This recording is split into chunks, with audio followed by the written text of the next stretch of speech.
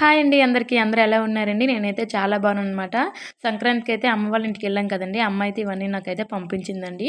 ఇంకా తీసుకొచ్చాననమాట. ఇంకేమేమి తీసుకొచ్చానని చూపిస్తానండి. జంతికలు చేసింది. ఇంకా చేగడాలు కూడా చేసిందండి. జంతికలు, చేగడాలు ఒకే దీనిలో కట్టేసారండి. ఇంకా ఆ తర్వాతేమో అరిసెలుంటాయి కదండీ! అరిసెలు చేశానని చెప్పాను కదండీ! అరిసెలైతే అమ్మ చేసిందండి. ఇదిగోండి అరిసెలైతే ఇవి పంపించిందండి. ఇంకా చల్లాపలుకులైతే నా కోసం ఒలిసి మరీ ఉంచిందండి. వాళ్ళకి చల్లాపలుకులైతే చాలా కాయలుంటాయి కదండీ! అవి ఉంటాయనమాట. అందుకని ఒలిచేసి నా కోసమైతే ఉంచిందండి చెన్నగుండలు కట్టమని. ఇంకా ఇదిగోండి బెల్లం కూడా వాళ్ళ దగ్గర బెల్లం అయితే చాలా బావుంటుందండి.